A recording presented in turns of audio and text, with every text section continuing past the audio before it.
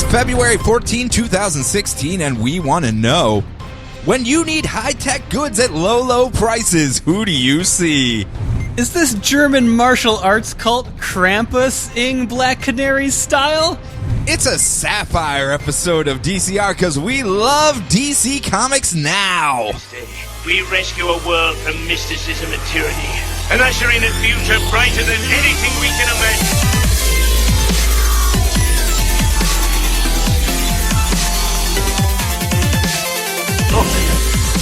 Up in the sky! It's a bird! It's a plane! It's the Strike Citizens Radio.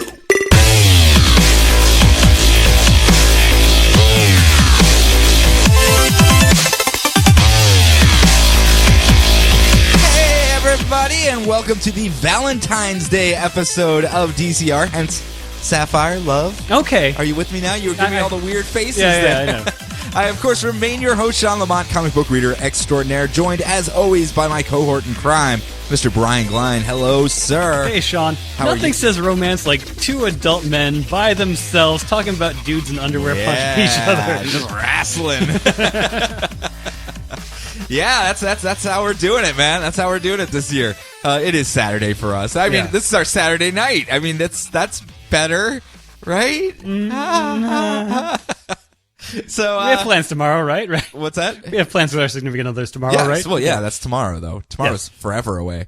Forever. But why don't you tell the lovely ever? people... Not forever, ever. Just... Ever? No. Okay. Why don't you tell the lovely people exactly why we are doing this here tonight? We are going to be spoiling all of the comics that came out in DC's DCU line this week. Yeah, the stuff from this week, the last and final big neon flashing light warning for you guys. We are up to date. That's 4 weeks in a row that I've made a whole big to do. Character points, story motivations, all those things Sean always says. Why do you guys always do that? You never say it in the correct order. Nope. I think it's just out of spite. Starting to think you guys actually know what I say, but you're just saying it wrong out of spite. But we are going to be covering all of the character beats, storylines, et cetera. So, if you guys do not want any of that stuff spoiled, do not listen to this particular episode. And we got a ton of books. So much stuff. Yeah, we got a bunch of books, and we have to go back a month or two on some of them as well. So, without any further ado, since we're on the clock before Beth gets home, let us, I don't know, sashay? Let us waltz into this week's books. All right, I'm starting us off with Batman 49. No previously on. No previously. We're actually caught up on Batman. Yeah, we actually are, and it's, holy crap. Thanks to some awesome guest art, I suppose. Bruce Wayne is the mayor of Gotham City, and his Council of Owls are warning him that the only way to stave off this oncoming threat is to activate the Talon Guard. Wait. But only Batman can handle this. So he goes to the giant clock in Wayne Square and rides the giant clock elevator down to the Batcave, where all of the Bat Guard are working to prepare for the next Bat mission. He gets into his typical white and gold bat suit, kisses his wife Julie and their son, and launches out of the Batcave on his Batwheel. He rides up the side of the giant dome built around Gotham, but a giant monster breaks through. He's firing the Bat machine guns at it as hard as he can, but it's just too much. I feel like you're just making this up as you go now. This does not have anything to do with what we discussed about last issue of this book. Earlier, amnesiac Bruce Wayne remembers that he was Batman, but he doesn't remember how to be Batman. Okay. Yeah, so did he get a really bad instruction manual with bat wheels and Big Ben clocks and stuff? Well, like, listen, Alfred, did I ever build some kind of, I don't know, Batman making machine?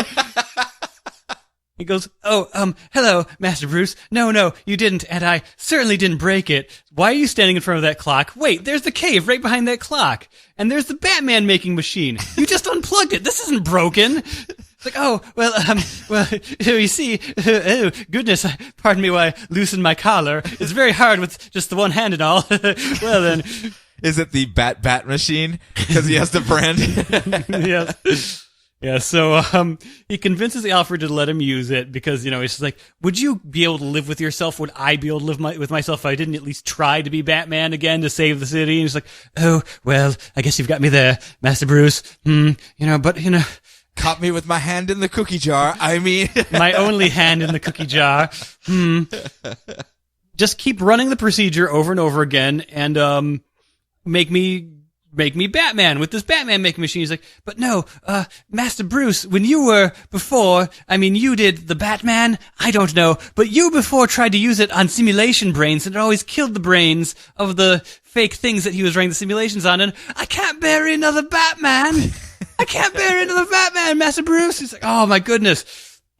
I preferred it when you were snarky, Alfred. Yeah. And so, all these feels are not what I hired you for. Yeah.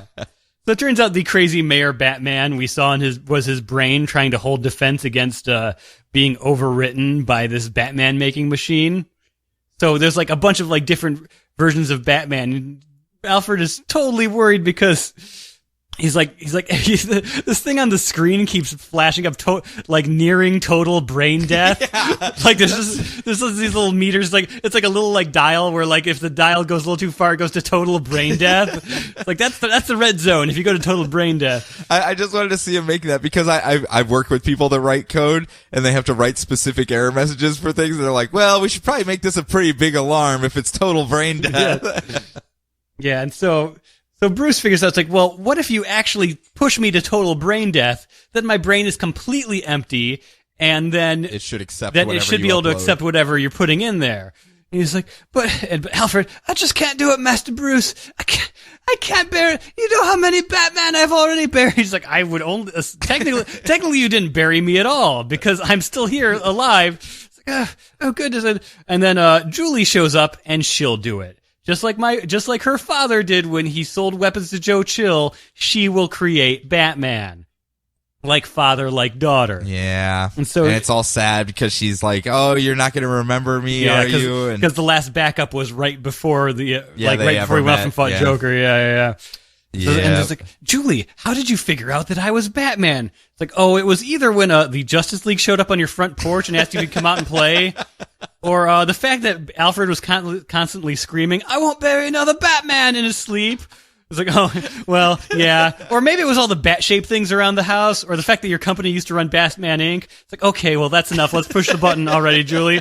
Or when your adopted son got killed on national television and he was Nightwing. I have Google, Bruce. Come on. Just press the button and kill me so I can be Batman.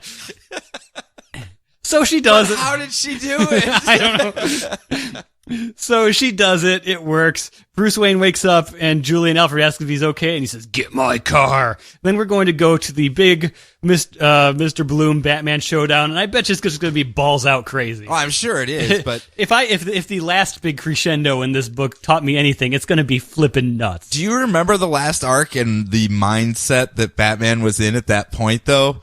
Like right before he went to fight the Joker for the last time. He was not in a good place whatsoever. He was not. That you might want to like maybe go back another day or two or something. Just like, I mean, what really did he learn in that next day or two that you can't just go, we can backfill that information for you. Let's go to a slightly less homicidal Bruce Wayne. We have one from Christmas morning. How do you say about that one, Bruce Wayne? Yeah. Do you happen to know that there was actually a point in the Iron Man comics when Matt Fraction had Tony Stark reboot his brain to just before Civil War because of how irrationally he was acting. Was that a retcon? Yeah, he's just like, he's like, oh man, Tony's like, oh, I was just always think I'm so perfect. I always forget to back up my brain. Turns out I did it just before Civil War. He's like, funny how that works, isn't it? Ba-doop. But Yannick Paquette drew this. It was great. I love him. It was nice to see him doing something that I was reading. Well, I think we're going to see him quite a bit. I think Capullo's actually done with Batman here in the next issue or two. Once the Bloom Insanity goes, hey? What's that? Once the Bloom Insanity's over, I'm assuming? I think actually the last issue is Paquette as well. Oh, really? Yeah, or I can't speak with 100% knowledge, so I'm just not going to. Well, hey. I just remembered seeing a bunch of tweets about it, how he was actually wrapping up his run on it, and he's pretty much out from this point forward, I think. Okay. So, well, anytime you see someone from the original creative crew of Seven Soldiers on something, I'm happy. So. Well, yes, but not to sell Capullo short. Because no, because holy he did crap, he did some amazing work. Yeah, I mean that's 4 years now, 4 years, almost on the nose. And I may be talking out of school. I don't know how he did Spawn for a really long time. Yeah. And to have him like constantly improve and then go on and do some amazing stuff on Batman. Do you usually have consistent artists like that for 4-year runs on a book? I think not very much. Yeah, especially The only a thing marquee title book like this. Yeah, some like, creators-owned stuff has been able to, like, I know Kirkman's got a hold on the Invincible artist. Yeah, I know Ryan Otley's been doing I'm that thinking forever, more of but the big two. big mainstream. No, don't see that too often. No. So double kudos then. Yeah, seriously. Yeah, I mean he did some amazing work on that. I will never forget that horse on fire fleeing an insane asylum. Thank you, Greg Capullo. Thank you. Or that tapestry of human flesh as the people all writhed within it, screaming for death. Oh, thank you, Greg Capullo. You have made my dreams all the better. No, I just want to at least say kudos for all the stuff he did, because he has a macabre tone that he can just throw right on that page, and it just translates very, very well. So I wanted to at least give kudos where it was due. Next up, Batman and Robin Eternal. Not quite eternal. I think we only have like a couple more issues left of this. So the most blatant case of false advertising since the never-ending story. Really? You're going to fall back on that one, huh? Before we lose all the Eternals and you can't use it anymore? Fair enough. Well, it's a wild time this evening over at St. Hadrian's Finishing School for Asians, because it's... or Assassins. I mean, they have to have a cover, so if you weren't listening to last month's episode of this, it probably didn't make much sense. No. But it is the Finishing School for Assassins, and all of the students have been mind-controlled by Mother using her signal to basically take them over and say, kill all the adults! Make the adults dead. That's what you should do. And all of these trained assassin girls are taking this order to heart, and they're running around trying to murder all of the teachers, who also happen to be assassins and operatives for a super spy organization. So there is a lot of kung fu going on in this sleepy little British town. It opens up on this cold open where like a coffee shop, and then all these ninja girls in skull masks just kind of run by and just start murdering people. And they're just sitting in the coffee shop watching this happen like, well, this isn't good. But it's not just the students, because everyone else from the Bat family had also just arrived at St. Hadrian's School. And Jason Todd finds himself fighting off Harper Row, who is affected by this signal that's being broadcast by Mother. And as the two of them fight with Jason Todd trying to get her to just basically stop murdering adults, and he's like, I wouldn't even consider myself an adult. I'm kind of like a late teen, like maybe a young adult. I wouldn't really murder me in the adult category, but I guess if we're going to do this. And they keep fighting, and as they're fighting, they accidentally open up the gate to allow Orphan and Poppy Ashmore to escape from their prisons that they were being held in underneath Spiral headquarters there. And they kind of hop out, and they're going to kill the two of them while they're fighting, but then a whole roving gang of teenage girl murderers come running around the corner, and they're like, nope, never mind, we're just noping the hell out of this. And they just kind of leave instead. Probably the better plan, discretion, better part of valor there. Upstairs isn't going much better, though, because Grayson is trying to contain Tim, who is also affected. He's still 16. He's firmly in that little teenage realm right there, so he's going all berserker mode up against Grayson, while Helena Bertinelli is having like a They Live style just brawl match with Cassandra Cain, with the two of them just pummeling the bejeebus out of each other, where it's Cassandra's like breaking Helena's nose with headbutts, and they're just body shots and just wailing on each other, to the point that even Tim and Grayson are like, holy shit, just watching these two go at it. And finally Grayson is able to put a canister of fear toxin, because remember, they found out that the only thing that can break the mind control thing that puts them in that mindset that they're in, the signal, whatever it is a great big shock, like the fear toxin. That's why Scarecrow was helping out before in the past storylines, and blah, blah, blah, blah, blah.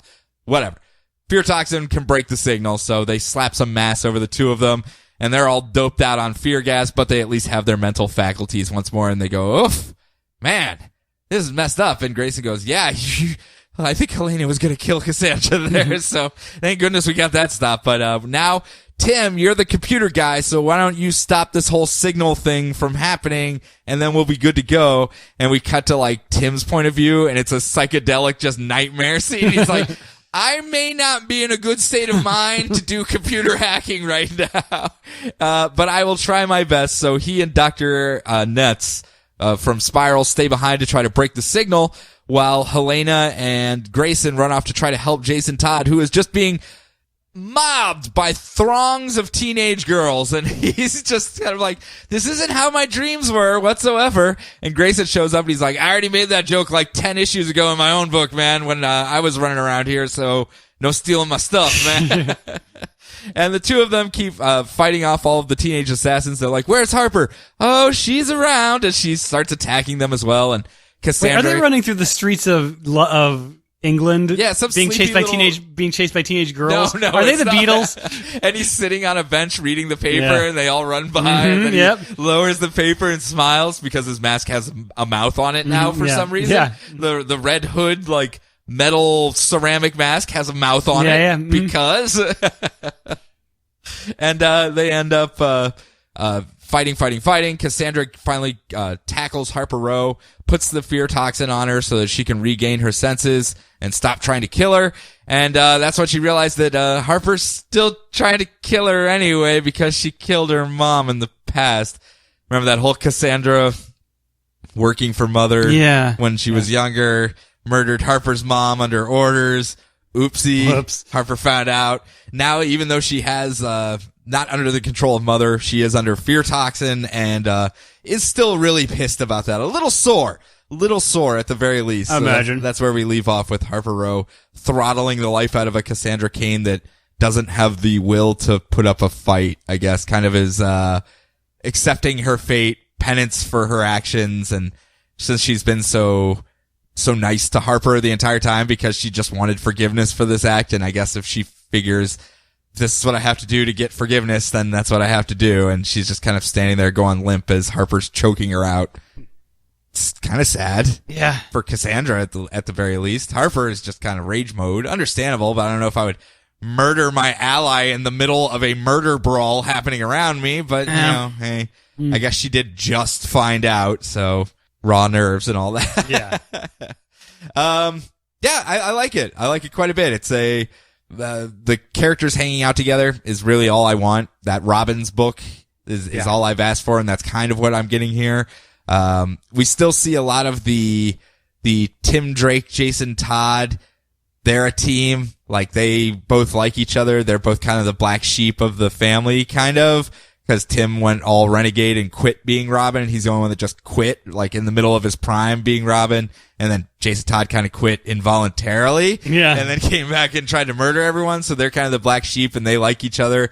And then, Grayson and Damian obviously have like that unbreakable bond because they were Batman and Robin for a while and everything. And so you have those two, and then they mix and match them and blah, blah, blah. It's cute. I like it. So I hope we get something like that after this maxi series. Is that what you would call this? I guess that would be the best way to put it. Yeah, I mean, it's like 26 issues, so it's not really a mini, but it does have a definitive end coming up. Longer run than most books these days. That is true. So, next up, Batman Superman 29. Yeah. So previously on Batman Superman, Superman rescued some astronauts and then found a dead giant reptile alien astronaut on the moon who, with her dying moments, drew the Batman Superman logo in the moon dirt. So the two of them investigate. Not just the Batman Superman symbol, but the movie symbol. Yeah. I guess, marketing. Viral marketing and all, You know how it is. Warner Brothers hiring giant reptilian aliens just to get that moon market cornered. Well, those augmented reality games and only Batman and Superman are playing. Well, they were going to go see the movie anyway, so it's really awkward. Just wasted money, really. The two of them investigate. They find a map in Kryptonian to an uninhabited part of space that should have another Kryptonian on it. And Superman's like, oh man, this is only like the 12th or 13th Kryptonian left alive. We've got to go find it. And I should probably drop that whole last son of Krypton thing, shouldn't I? And Batman just rolls his eyes because he swears he does this like every other month with Superman's like, oh my God. It's on Superman's business card, last son of Krypton. Now he just like scribbles it out in pen. He just hasn't had a chance to get new cards printed up. I mean, he was the last son that was born there. Well, yeah, I guess, but that's a stretch. That's a stretch. And also, the giant astronaut was killed by an associate of slightly less sexy time Lobo, because he's growing his hair out and he has less glowy things on his face. A little more muscular, not quite as lean. No, it's more like one of those like weird, like I'm trying too hard to be a rock star, modern rock stars who's like, I'm going to be shirtless. I'm going to have the like weird, like the V abs coming up off my waist. I'm going to have my pants on really tight and slung low. I don't know if I would call V abs weird. I mean, the way that they're supposed to look. Yeah. I suppose. Oh, they're the weird ones, not me. You weirdos. I love the fact that this alien pays Lobo to kill Batman because the cost to kill both Batman and Superman was out of his budget. Yep. It's Batman was the cheaper one since he's just mortal. Yeah, it costs that much to do Superman too? Okay, just Batman's good. I do have a coupon for 20% off. Would that bring you down enough? No? Nope. Okay. Wish I'd never... I should have saved that BOGO coupon. Wish I'd never signed up for Living Social or Groupon. My Lobo session. I'm just giving these things away now. I would love to see Lobo signing up for Groupon just to give out assassination group rates. Yep. Do you need an entire planet destroyed? Get a group rate. Yeah. So in the current issue, the lizard alien's dad shows up and they hitch a ride with him on his spaceship. He explains that she knew who they were because some people in space actually notice when people can fight Darkseid and survive, which is a nice. It was a nice touch. I guess you just didn't have enough time to draw like the Flash logo and the Wonder Woman logo around the rest. Yeah. Their movies are later. Yeah, so exactly. Figured this cyborg gear C is really hard to make. The gears are the gear cogs are all different shapes. It just looks like a chicken head or something. I can't really make it in moon dirt here. Didn't get to the new Mr. Chicken logo. It's so easy to draw. I should have put that on so I could get some more. Bring me some food while I'm dying. So Superman goes to find the Kryptonian, who's old and bearded and strapped into a machine in scorched space to harness power from their gigantic yellow sun. Batman soon figures out that the giant lizard people are the ones who did it, and their daughter uncovered their terrible secret because they'd figured out a way to here's free energy, we just get it from the stars. And it's really because they were using this Kryptonian to power it or whatever. Yeah, it's like a conduit. He was draining all the energy out of the super sun. Then they're draining the energy out of him, yeah. So Lobo shows up to fight Batman, and I do like the fact that Batman's code word when something goes horribly wrong is he just says banana muffin into the comm. Yes. Banana muffin. Clark, banana muffin. Superman's like, I know you have a hard time asking for help, so let's think of a code word so you don't have to actually say I need help. And I'll know what it means, but we can't have it something you would normally say. So, banana muffin. And he's like, I don't know how I would ever work that into a conversation. Yeah. I think that would draw more attention than me just asking for help. Yeah. So Lobo and Dad Lizard try to fight Batman, but he sneaks away and steals Lobo's spaceship, Batman being sneaky. And Superman gets attacked in space when Old Man Withers stabs Clark with a kryptonite shard because it was all a setup. Old Man Withers, how could you? I bet you he runs the amusement park, too. Base amusement park, but yes. But yeah, Tom Taylor took over the writing, and it's really well constructed. It's really nice. Yes. I'm glossing over it because we've got so much stuff, but it's really well done. It had a lot more of his humor element into it as well, with the banter between the two was a lot more playful. The Lobo fight was really good. Yes. Lobo just kind of like, you're just a dude. You were like the cheap rate that people could afford. That's the only reason I'm here. I can poke my finger through your chest and kill you right now, and then Batman slices off his finger. He's like, oh. Well, okay, maybe it'll be a little bit more. That finger-stealing bastard stole my ship! Yes, quite good. I always like seeing characters used well like that, and Taylor does a good job of making comedic elements, even if it's just a wry smirk to the side while actual drama is happening. Because Superman's getting stabbed in the heart while everyone's joking around about banana muffins and stuff like that around him, and maybe not so good for Superman. Yeah. Tom Taylor really does not like Superman, apparently. Oh, really? After all the injustice stuff that's been going on over there and Earth 2, I mean, this guy really hates Superman. Okay. Actually, I think it's like one of his favorite characters, and he just likes messing with the mythos a little bit and having fun with it. It's an easy way to do it, stabbing him through the heart with kryptonite. Sometimes when you love the characters the most, they're the ones who go through the most awful, horrible things. Yes, it is. That is why Saint Walker is always abused, because everyone loves him so much. Favoritist character ever that he just has to be abused. Yep. So here's a character that's gone through some abuse in the past. Catwoman. We're off to a new start here. Okay. New start. We've left behind the gang war stuff, the mob It's drama. Catwoman. Have we really left behind gang wars? Well, no, we haven't. But we have left behind the mob drama family stuff that was going on there, because now she has been hired to steal a priceless diamond. Hey, Catwoman. Cat burglar. Nice to see you. Been a little while. How you been? From the Penguin. Awkward. They just had that whole, ally thing against Black Mask, and, The more things change, the more they stay the same. But now she finds herself with a multi-million-dollar bounty on her head that Penguin has put on her head for stealing this diamond from him. And every single villain in Gotham City has some sort of pet project that needs finance. Whether it's Clayface wanting to open a new theater, or Riddler wanting to write a book of riddles. I don't know what he wants the money for, but everyone wants these millions of dollars, so they are hunting down Catwoman. And where we had gone through, she had just fended off Clayface and gotten some help because Killer Croc showed up, and he's like, "Hey, Catwoman, looks like you were having some troubles there." And Catwoman's like, "Thank God, Killer Croc. It's nice to see a friendly face." He's like, wouldn't do that just yet. Here to haul you in and collect the bounty. I wanted to open a crocodile farm or something. I don't know what Killer Crocs need, but they like a couple $1 million, so I am going to betray you and haul you into Penguin. And as she's like, but we're besties. I made you Pharaoh Croc. Come on, King Croc. Their fight is broken up when Batgirl shows up, and it's just like, ooh, people fighting. Let me hop in. I want in on this dance. And she kind of joins in on the fray, and they both knock Killer Croc out of the way, and then the two of them start fighting one another, and then Killer Croc gets back up and knocks out Batgirl, and is kind of stalking up on top of Catwoman, and she just kind of drops her guard and goes, "You know what, Killer Croc, I thought we honestly had something. I thought you and I, out of all the BS that happens in this city, I thought we were actually friends. So if this is how you want to end this, fine, do it. Let's haul me in. It's your call if you want to betray me and do that."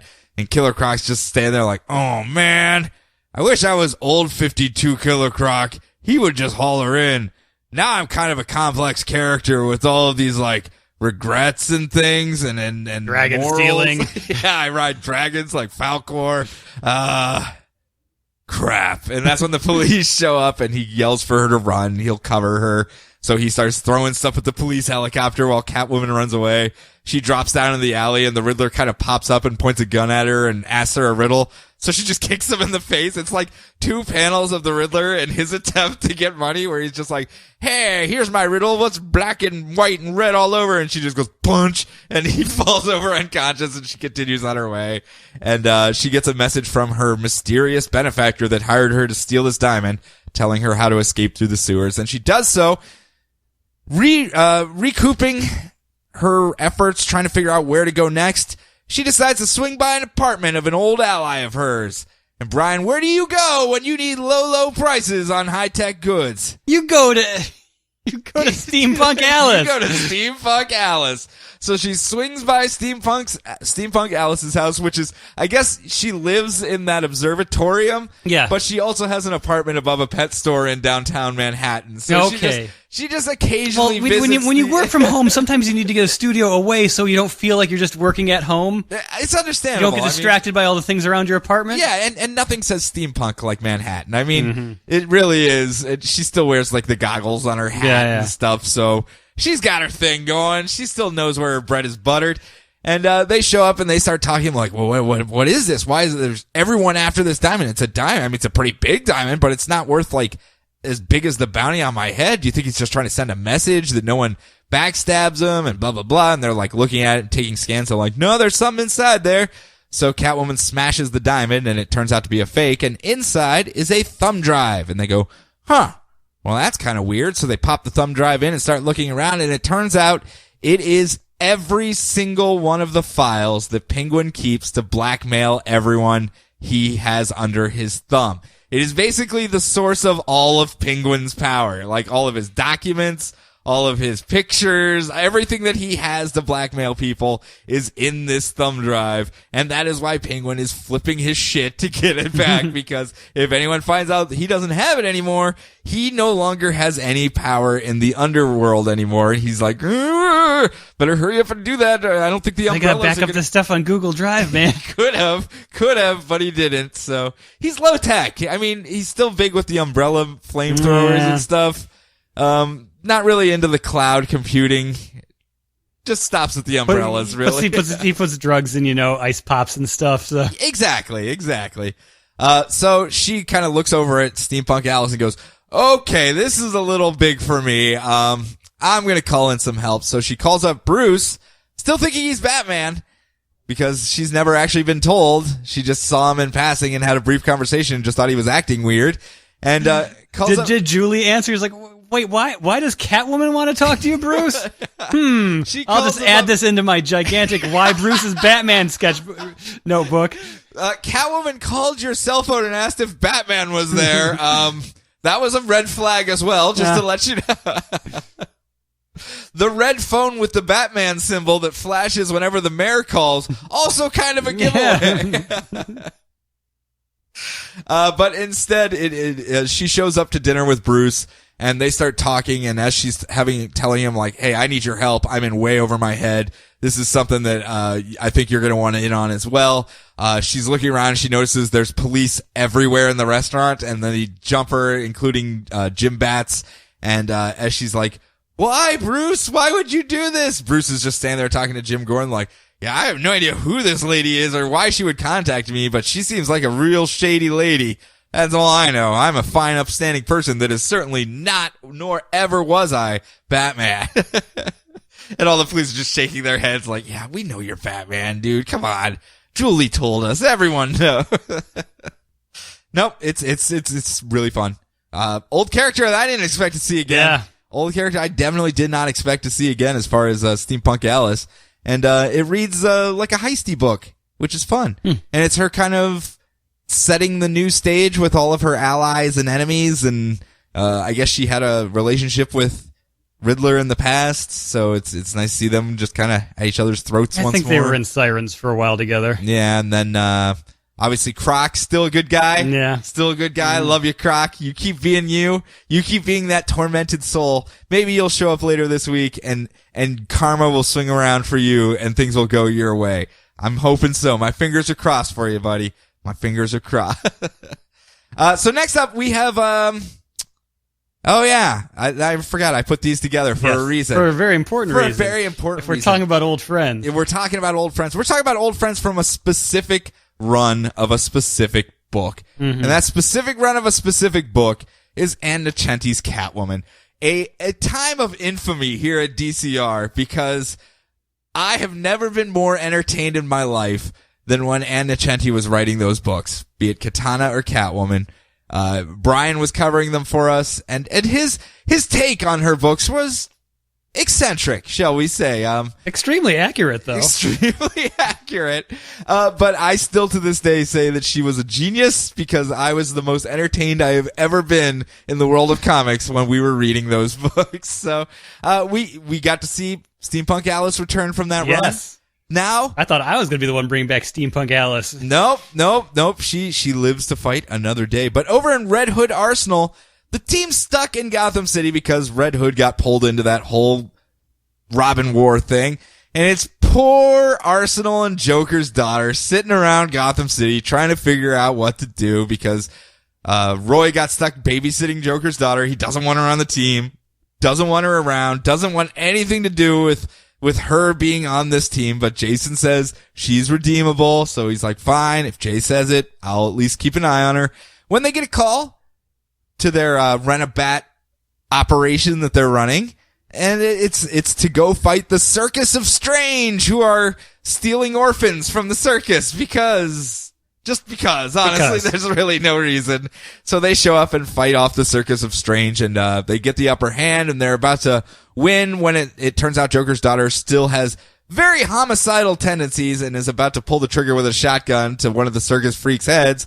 And Roy is forced to knock her unconscious and thinks, I don't know if we can really afford to have her on the team. It'd probably be best if I just drop her off at Arkham. I know Jay will be ticked, but I kind of can't leave this homicidal maniac loose running around, even if she is under our watch.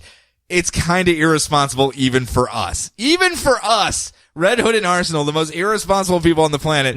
This is another level of irresponsibility. So I'm going to do the mature thing and just drop her off at Arkham. And as he pulls up, he's about to drop her off when all of a sudden, lava monsters erupt from the ground around them. And Joker's daughter comes to and goes, it's the lava monsters from Rock Bottom. No! And they drag them down underneath into the nethers below Gotham City, the city that exists below Gotham City. One of the cities that exists below Gotham City. One of the cities that actually, I gotta give credit where it's due. In this particular, these like 2 or 3 issues, they give a history of the nethers and how it came to be. And it's not bad. It's not bad at all. It was like a 1920s, under sea level portion of Gotham that a bunch of people, basically one of the mobs wanted to have their own turf. So they built their own turf below sea level and then built a bunch of levees and stuff to keep it safe. And then during a mob war in the 1920s, they were like, mercy, and blew the levees and it flooded out over the city. And so I was like, you know what? That's not a bad, it's not a bad origin for an undercity of everything. Well done. Well done. I enjoyed that. So you tell them it was a Stuggins gang. See? They spelled out their name in bullets, you know. You know, the usual. So meanwhile, Jason goes to find where they're at, follows the signal, and finds the half-melted motorcycle surrounded by a pool of lava dragged down into the underbelly of Gotham City and goes, Nethers. I hate the Nethers. And he heads on down underground to go find out what happened to his friends. And as he gets down there, he finds that there is a whole, almost civilization that lives underneath the city there. There's like a football stadium and everything, and banks and stores and all the, it's a whole city section that was sunk underneath. And living there are all the cast-offs, the homeless, the escapees from Arkham. This is where Circuit City went. That's all it is just Circuit Cities as far as the eye can see.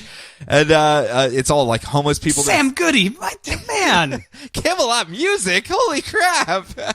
Bowling for Soup Singles, I've always wanted one of these. I will remember you. So anyway, they make their way downstairs and he finds all these cast-offs of civilization who start attacking him because they have been under attack by someone else. He's like, whoa, I'm not here to attack you. I'm just looking for my idiot friends. You may have seen them before. One guy has a bow and arrow. The other one has like a maimed Joker face, and they're all like, oh, Joker's daughter, Joker's daughter, Joker's daughter. Joker's daughter's here. Oh no. Because the last time she was there, she wasn't really the best person in the whole world. But we'll get to that. We'll get to that. Gonna get to the moonstick? We're gonna get to the moonstick. Yeah. Jason ends up finding out what's happening because there is another group of mercenaries called the Iron Iron Law, something like that. Let me find it here. Iron Rule, who we actually find out was Roy's team, Arsenal's team, before he founded the Outlaws, before he was hanging out with them. Oh. He made a team of other super metas that was this whole Rent-A-Hero type thing. And they were kind of overzealous in their beating up of people, so he had to disband them. And now it appears they're working on their own as a mercenary group that have been tasked, I assume by you, Brian, to just annihilate everything that exists underneath Gotham City. You've got me. You've got me. Just clear it all out, sink it, just make it never be referenced ever again. I assume after your issues and issues of Nether's coverage, you just went, no more shall people be stuck dealing with this type of thing, and you hired this Iron Rule to just clear them out, but they're there trying to murder everyone, and Jason's able to save Ugly Cat. Save Ugly Cat. Drop him off in Markovia. Yeah. They end up, he ends up defending all the people that live down there, but he gets tossed across the cavern through the sky like some super strong guy throws him like 300 yards through the caverns underneath, and he goes flying, and we'll figure out where he lands in a little bit, because Arsenal and Joker's daughter have been taken to their captor.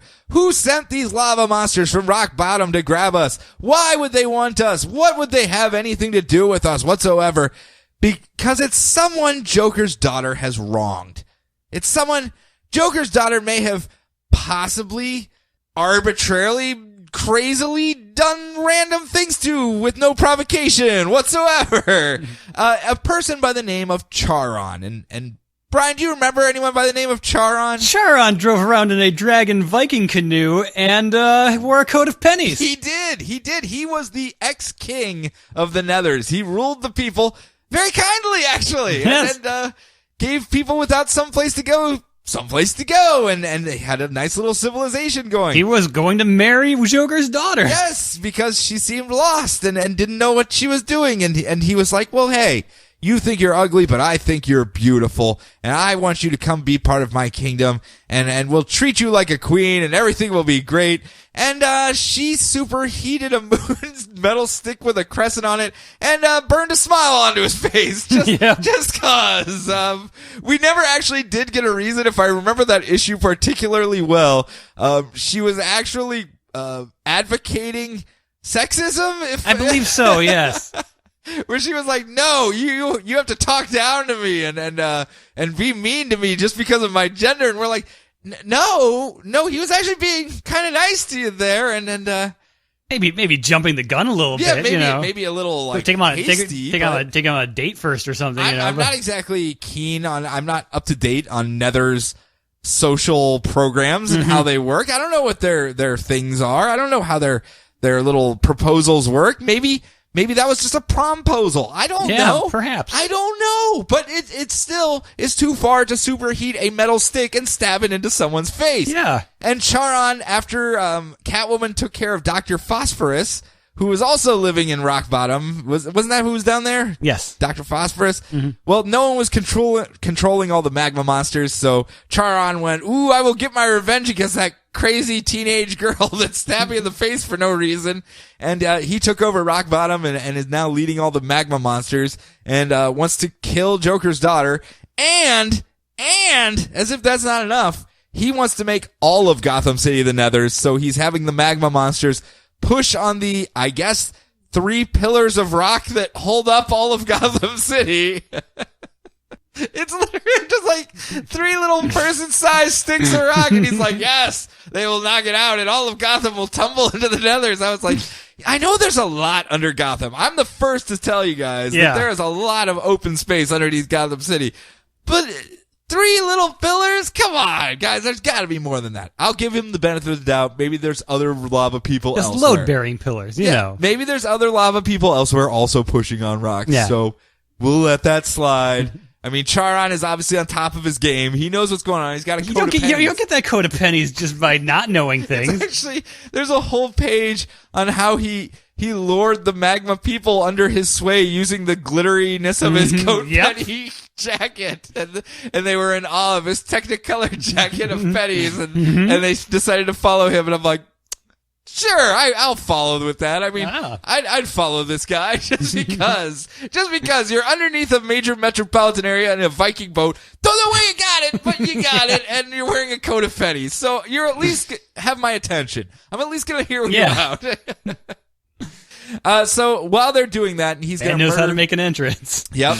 Speaking of making an entrance, though, as he's about to kill Joker's daughter, that's when Jason goes, wah, as he was tossed and kind of lands right in the middle of all of them and breaks up the execution and frees his friends. Luckily, he lost his weapons in the fight with Iron Rule, but Roy brought an arrow gun. That's right, an arrow that you can modify into a laser gun. And he hands it over to Jason and says, haha, now you can't make fun of me for my arrow gun anymore. And Jay kind of begrudgingly goes, I guess not. I'm sure I'll have something else to make fun of you for. And they end up shooting their way out of the lava monsters, while Joker's daughter, having a moment of clarity, realizing after hanging out with Jason and Roy so much, maybe I was an asshole. Maybe I was doing something completely without reason, or maybe there was no provocation there for me to stab this guy in the face with a metal hot piece of, or a white hot piece of metal. I think I'm going to apologize to him. Goes up and sticks out her hand like, hey, Charon, I'm sorry. And Charon's like, okay, I'm still going to murder you because look what you did to my face. But yeah, no problem. And as he shakes her hand, she decides she's going to jump off the edge of the cliff there, pulling poor Charon into a lava well to melt below her as Jay and Roy catch her and save her, and Charon melts away in the lava below.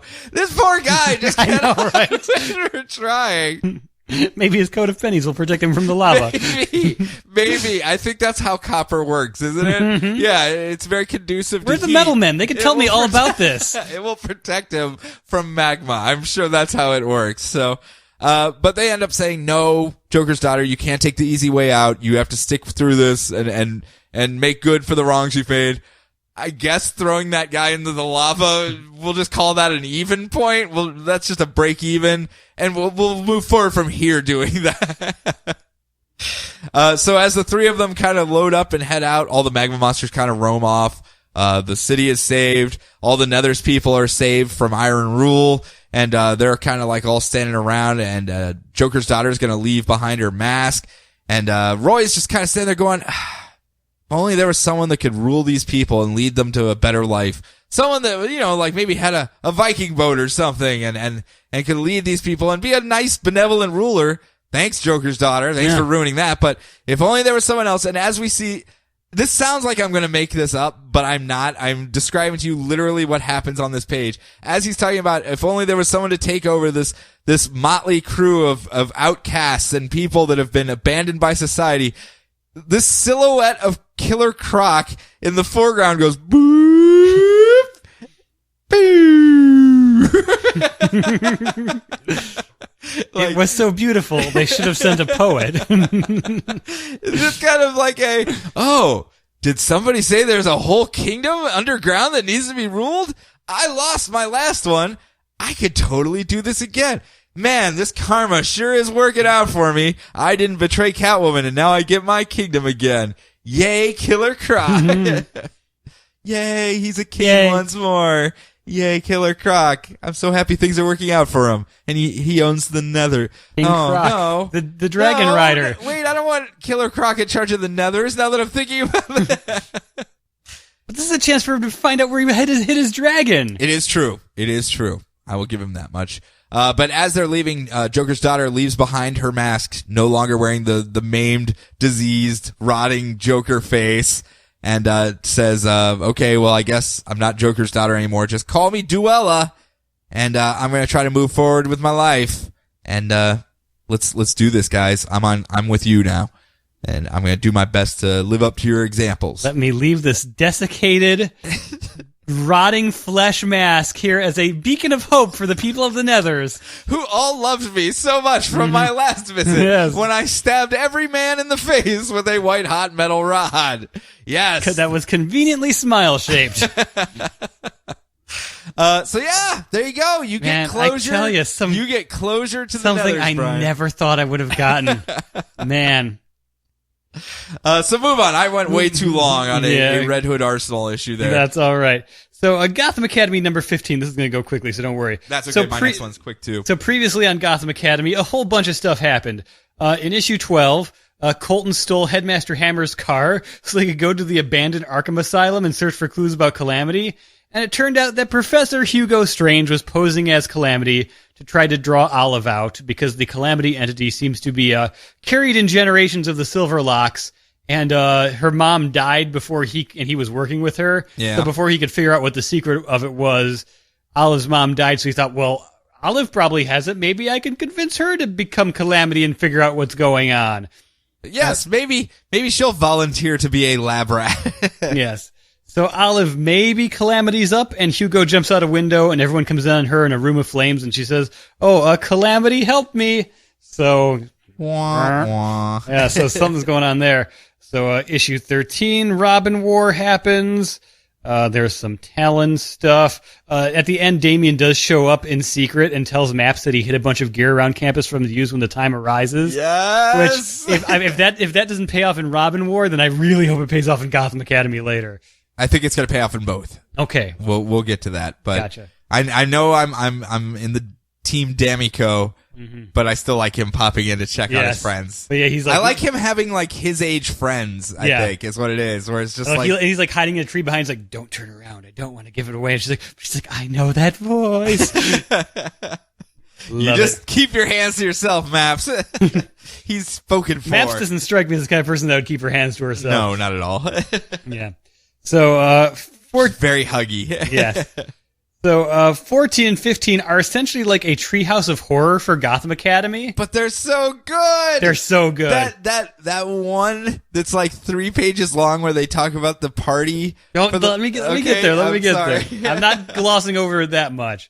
So basically, Maps and Olive make their own homemade yearbook so they could add in like all the weird stories that happened that aren't going to be in the actual Gotham Academy yearbook that no one knows about. So it's just a bunch of tiny 3-page stories by various creators. A lot of cool like webcomics guys. I'm like, holy crap, I never expect to see you in a DC comic. Yep. So like Katie Cook does a thing about a hypnotizing glee club. Dustin Nguyen does a bit where a bunch of Langstrom experiments get loose. There's a goat with bat wings. Yeah, like I thought it's everything like, bat is it's rabbit bat and goat bat and man bat. No man bats. No, that's crazy. Yeah. Zach Gorman from Magical Game Time. I'm a big fan of his. He does a hilariously boring staff party where like Maps and Colton go to like sneak in and see like, oh, what are they doing? All the dirt. The party. Aside from the fact that Egghead is also on staff and he just makes a bunch of egg puns while Bookworm just reads off in the corner, rolling his eyes at all of the horrible egg puns that are like getting him ladies too. That's the other thing. He's just gadabouting around. Oh, that's an excellent dress, isn't it? It's exquisite. Yes. Like you used that one already. Oh my God. Like, I love the Maps just like, who would have thought a staff party would be so boring? And Colin's just like, every single person in the world except for you. It's just 3 pages of egg puns and then, I thought there'd be more. No, there isn't. And that's it. That's the end.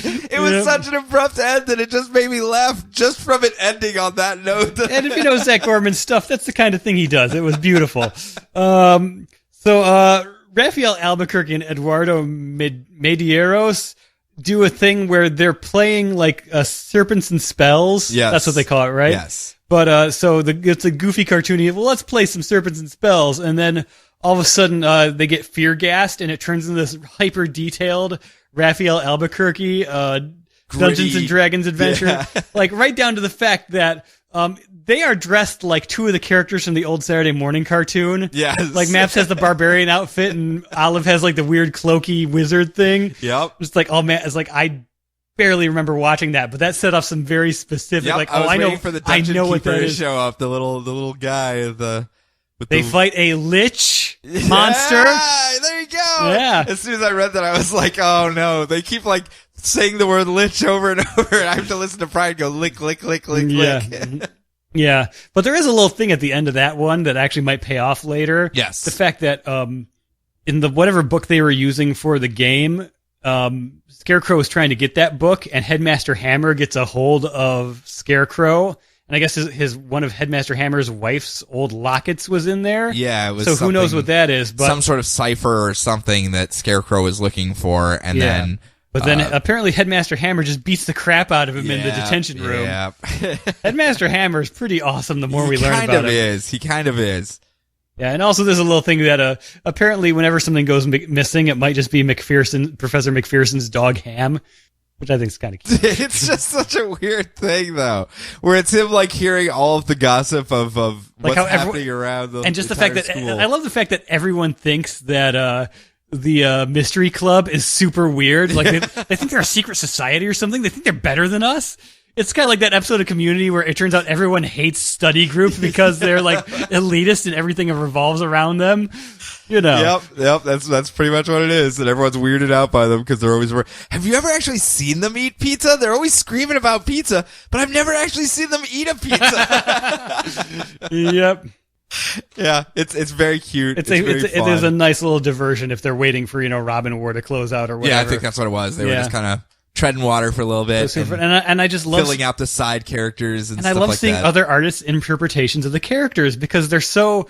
I mean, they're just kids in school uniforms, but there's enough like uniqueness to each one of them. You could see someone drawing the most far out there version of Olive and Maps, but you know who they are. Yeah. Yeah. Great. Love it. I am hopeful that this book sticks around, but I would hope that even if it does end up getting the axe for the whole rebirth or just sales drop too low or whatever, it finds a home online somewhere. Yeah, that would probably be, that might be the ideal place for it if necessary. If they're shopping web people right now, like, hey, web peoples, how you feel about this title over here? Maybe you'd want to contribute to a little web series or something every now and again. Out there, courting this little audience over here.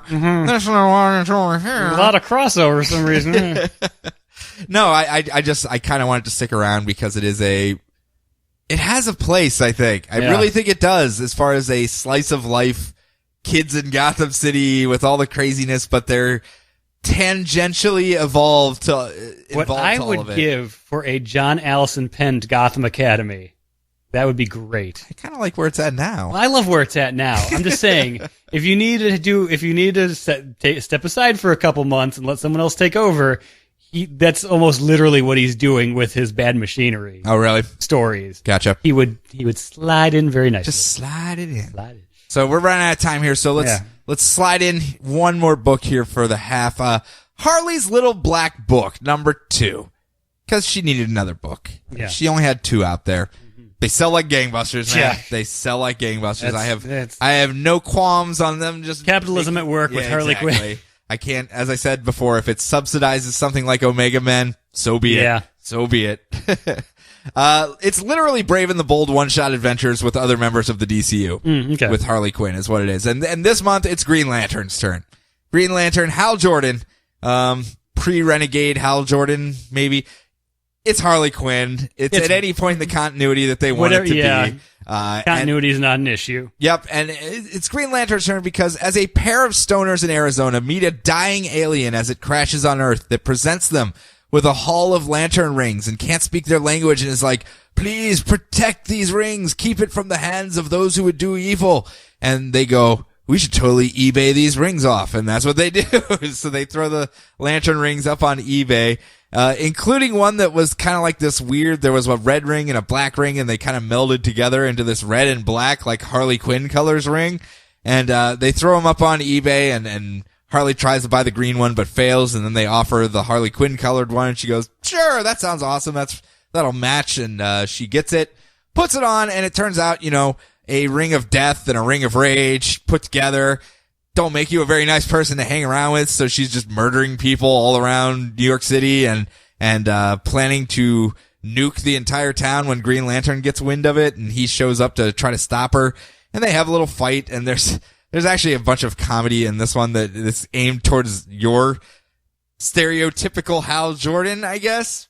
Because these aliens show up that actually own the rings that the other aliens stole them from. They're a bunch of thieves and crooks that wanted to sell them on the black market, use them to power their death weapons, et cetera, et cetera, et cetera.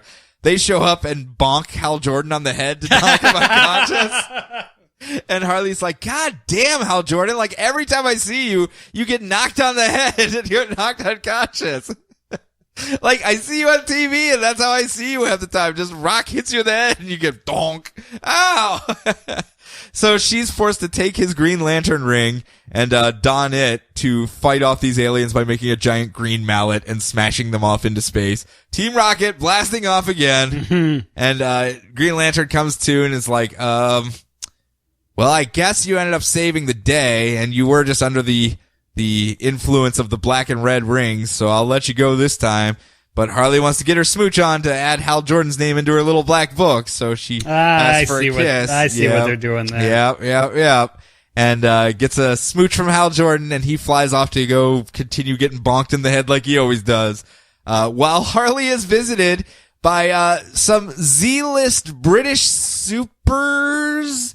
I don't want to say superheroes or anything. They're just kind of people with powers, kind of, who have come to visit Harley, and it's people like Big Bad Ben and the pub crawler, who is like a drunken Spider-Man. He can like stick to walls and stuff, and he's the pub crawler. So They've come to stay. And there are so many British superheroes that were introduced in that old Knight and Squire series. I wouldn't be surprised if they've existed we get before. to talk about more of them in Suicide Squad. Really? Yeah. They're trying to launch a British equivalent of Suicide Squad, of Task Force X. Huh. Yeah. So we'll talk about that in a little bit as well. But hey, Brian, do you want to try to sneak Telos in? I don't want to speak too loud because I'm afraid he'll show up. So what, you think he's going to show up if we say Telos? Yes, I don't want him to show up at all. And I have returned. Oh God. Oh, Telos. Oh, you see him? I see him. You were never here whenever he shows Jonathan, up. Bryanthony, hello. Domes. Domes. Well, I'm going to try to do the Converge dance. It's No. a real earworm, Sean. I'm sorry. We've banned the Converge dance. Hip thrust. Domes. No, we've banned that. Telos. Oh. Why are you here? You're all such prudes here on Earth 35. Why are you here? Well, we've missed 3 issues of Telos. Have we? Yes. Thanks to your little time skipping. I guess we did skip I realize December as well. I can jump between the folds of time, Jonathan, but I mean, Telos. I mean, we would have taken forever. It's like, you be quiet over there. Anyway, so previously on Telos, Should I just leave or? I guess so. I'm starting to feel a little weirded out right now. So previously on Telos, Brainiac double-crossed me, as he does, and he only sent me to fight Computo so I would kill his daughter Techne, the pretty lady Brainiac. But then Computo tried to double-cross Brainiac, so Brainiac and I teamed up and kicked the butt of a super powerful Computo that was like 3 stories tall. Brainiac gave him a virus using a Windows 95 computer, and I uppercutted him so hard with my Baraka blade that he exploded. Ha ha! Take that, Computo. Telos, man. Does anything ever not go your way? Do you ever just have like a fight where you take a punch even? Have you ever actually taken a punch, Telos? Well, maybe we should go on to Telos issue 5. Because it seems like everything that you've told me about has been flawless victory. Where, like, maybe you unplugged your opponent's controller or something and you just go, flawless victory at the end. I'm starting to think I'm just saying, it's seeming like you're narrating this a little more nicely than maybe reality should be treating you. Brian, what do you feel the same way? Hey, I'm just over here minding my own, dude. Just leave me out of this, okay? This is weird. I don't like this. So, in Telos number 5... Brian, leave the room. Brian, get out of here. Go. All right. But wait, Telos, leave the room. Nope, I'm going to continue talking about Telos number 5. I picked the wrong one! So, in Telos number 5, an entire armada of Dominators, the Kund, and Sicarians show up, and I go outside and I defeat all of them single-handedly. Entire Starfleets. It's very impressive, Sean. Telos, come on, man. Come on. You gotta have at least some sort of weakness here. This isn't storytelling. This is just you telling bar stories about how awesome you are now. So just when I'm about to defeat the Sicarians, who are extra deadly because they have time powers and I can't use one of my many powers to defeat them, but I'm going to anyways, when who should show up but Parallax. Hey, Parallax. He says he could probably hit you. He said he helped me defeat them, but he really didn't. He just was there. You know it was me beating up all these entire space armies. I'm sure if Parallax assisted, it was a larger than just a moral support role there. So he wants to see the Rosetta Stone of Time that I keep in my chest. Some Rosetta Stones can help you learn Spanish or French, but this one helps you learn time. There's a police officer in Central City that have to borrow it all the time. Yes, that's a double joke there. So if he can see the Rosetta Stone of Time, he can use it to rebuild his own co-city. And then he'll help me find my family. If I don't, how will I ever find out that I'm Arak, son of Thunder? So he tells me that my family is lost in sector 3601, the Lost Sector. I'll never find them. So he drives an energy spike through my heart so he can build a new co-city. And gasp! What a cliffhanger. Now you'll have to wait a whole month to find out how I kick his butt. I mean, I can go there right now, so I don't envy you normals who can't jump through the folds of time. In fact, I'm going to do that now. I'm going to go find out how I kick Parallax's butt. Telos away! Brian, get in here. Brian, come in. Hey, Sean. Hey, Ryan. Hey. So how was that? That's pretty quick, to be perfectly honest. Yeah, it was pretty quick. Have you read Telos? I can't say I have. No, you haven't. No. You haven't read it. No. Okay. Well, I have read Telos. I've read Telos. Telos is not a good narrator for covering Telos. I just, can we not have him show up? Can we put up, like, I hate to say it, some sort of dome to keep him out? Is there anything we can do to keep Telos out of here? I don't think so, man. God With his damn it. power set. Remember when he had me Maybe fight? if I put a dome outside, he would just go play with that instead, and then not bother us in here. Maybe. And you could just cover the book. But I guess if you haven't read it yet, Yeah. I feel like you're being untruthful to me here. If I know Telos is going to show up, why should I bother? I guess. But that's it for this half. That's all we got. So, Brian, why don't you tell the people what you have for round 2? I've got Flash, Black Canary, Starfire, and Constantine the Hellblazer. And I got me some Green Lantern Corps on the edge. We're living on the edge of Oblivion. And we've got new Suicide Squad, getting some British villains in there, or at least name drop. And then Earth 2, The Society, number 9. So hold on a couple seconds. We're going to take a quick break, and when we come back, we'll really quickly run through those books.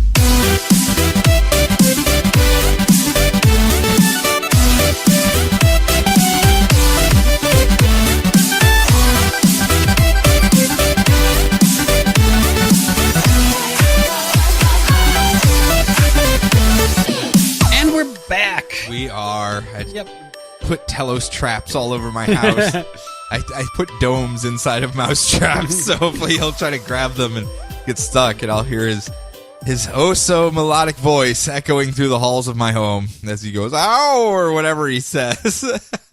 Put him in a paper bagged up in the garbage. All right, moving on to the Flash 48. I know we're short on time. Yes. So previously on the Flash, Can you do it as quick as the Flash? maybe. So Flash and Zoom had their final showdown, and we find out that he killed his mother because in his time, Zoom's father actually did murder his mother. So Zoom blamed his dad being a murderer on why his despotic god ruler version of being the Flash didn't live up to the standards of Keystone City's future residents. Oh, wow. So he traveled back in time to ruin the perfect Flash's life by killing his mother and framing his father so they could both start on an even playing field, and that Zoom would be looked upon as his equal or better in the future. Man, that's a plan right there. He's a little crazy. A little unstable there. Yeah. So Barry figures out that while Zoom can slow down time around him, he can speed it up. So he figures out how to match his powers in a fight. They knock him out and imprison him. But Zoom already won because people now fear and hate the Flash because of what he did. Mwahahaha. Mwahaha, ha ha ha ha ha ha ha. Yes. So now, catching up to this week. So thanks to his pardon and working with the Justice League, the CCPD has hired Captain Cold. He's a reputable businessman now. To help them stop the Flash, and he forced them to hire the rogues with them, setting off no red flags whatsoever. None whatsoever.